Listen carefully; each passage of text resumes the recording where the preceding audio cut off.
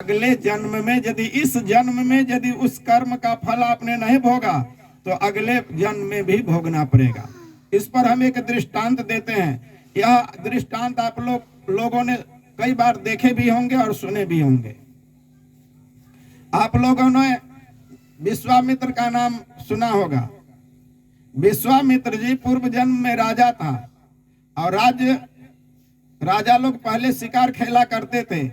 और जब वह जा रहे थे शिकार खेलने के लिए, सघन जंगल में चला गया तो अचानक एक सर्प अटैक किया। जब वह विश्वामित्र जी भीष्म पितामह जब वह बाएं जाते थे, जब वह दाहिने जाते थे, भीष्म पितामह को वह क्या करता था?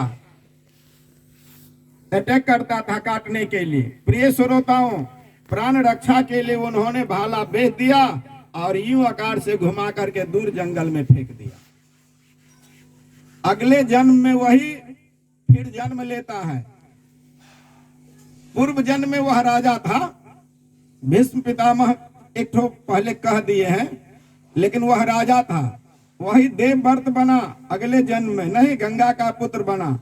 आजीवन बाल ब्रह्मचारी रहा। और वही जब महाभारत वार हुआ तो सभी अंगों में उसका प्राण बेधा हुआ था। जब उसका प्राण नहीं निकल रहा था तो भगवान श्री कृष्ण को बुलाया और कहा कि आप आइए जल्दी से, नहीं तो मैं श्राप दे दूंगा। भगवान श्री कृष्ण आए और कहा कि हे बाल ब्रह्मचारी जी, योगी, मैं आपको प्रणाम करता हूँ, कहिए क्या बात है। कहा कि मैं आजीवन बाल ब्रह्मचारी रहा, दुनिया हमें तपस्वी कह करके पुकारती है, लेकिन मेरे सभी अंगों में क्या कहते हैं, बाण बेधा हुआ। आखिर कारण क्या है? कहा कि तो आप हमसे पूछते हैं, आप ध्यान की सारी प्रक्रिया जानते हैं, आप ध्यान में जाइए और आप देखिए। तो उन्होंने देखा कि पूर्व जन्म में मैं राजा था। जब मैं शिकार खेलने के लिए जा रहा था तो मैं प्राण रक्षा के लिए एक सर्प को भाला से बेच दिया और घुमा करके दूर जंगल में फेंक दिया, जो कांटा के ढेर पर गिरा। कई दिनों के बाद जो है उसको जो है प्राण निकला। तो जब आंख खुलती है, ध्यान से निवृत्ति होते हैं, तो सारी बात भगवान श्री कृष्ण से शेयर करते हैं। तो कहा कि आप मुझे श्राप क्यों देना चाहते थे? मैं तो डर के मारे आपके नजदीक आ गया। तो ये ना हमने एक दृष्टांत दिया आपको।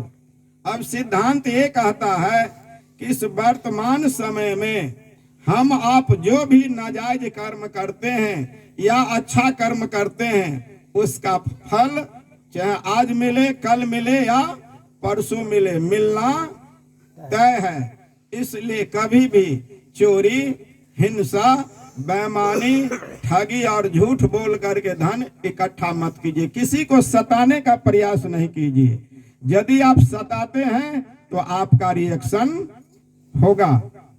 इसलिए आप विचार कीजिए कि हम जो भी कर्म करते हैं